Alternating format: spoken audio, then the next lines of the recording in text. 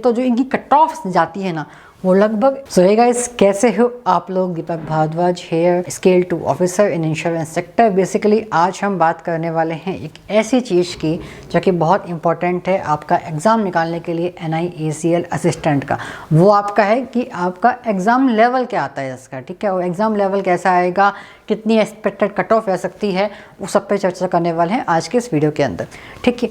अब देखिए, अब जो आपका NIACL असिस्टेंट का एग्ज़ाम होता है वो आपका बहुत इजी लेवल का आता है। इजी का मतलब हो गया कि आराम से आपके अटेम्प्ट्स 90, 95, 98, इवन 100 भी लोग करते हैं। तीनों सेक्शन की बात करें तो मैथ हुआ, आपका रीजनिंग हुआ, क्वांट हुआ, रीजनिंग हुआ, इंग्लिश हुआ, तीनों ही आपके इजी लेवल के आते हैं। NIACL असिस्टेंट हो या कोई भी असिस्टेंट का एग्ज़ाम हो, आपका IB असिस्टेंट हो, आपका NICL हो, OICL हो, सब के अंदर लेवल सेम रहता है, ईजी।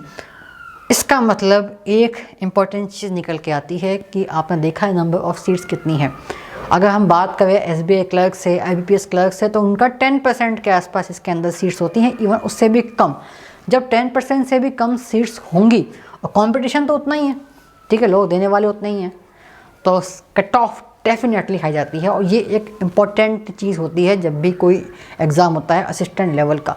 लोग आपको क्या बोलेंगे कि भाई आप सिर्फ और सिर्फ नंबर सीरीज कर लो, ठीक है, आप सिंप्लीफिकेशन कर लो, ठीक है, और आप अर्थमेटिक को छोड़ दो, ठीक है, अर्थमेटिक को छोड़ दो। ऐसा करके अगर आपने एग्ज़ाम दिया, डेफिनेटली आपका ये एग्ज़ाम तो निकलने वाला बिल्कुल भी नहीं है। मैं आपको हाथ जोड़ के माफ़ी मांगता हूँ, ऐसा बिल्कुल भी नहीं कर सकते। इस एग्ज़ाम को निकालने के लिए आपको डेफिनेटली एफर्ट मारने पड़ेंगे सारे सब्जेक्ट्स के अंदर, सारे टॉपिक्स के अंदर, ठीक है।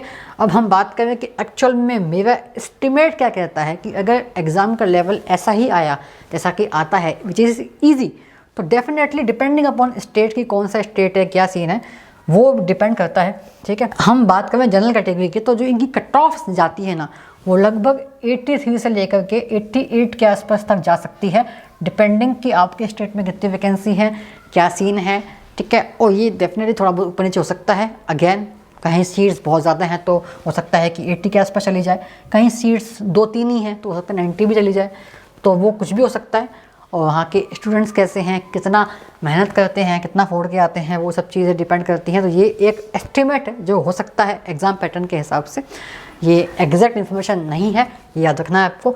आपको तैयारी अच्छे से करनी है इस एग्ज़ाम की। इस एग्ज़ाम की स्ट्रेटजी क्या होनी चाहिए वो मैंने ऑलरेडी बता रखा है, अभी का भी जाकर देखो इस वीडियो को। Bye bye, love you all.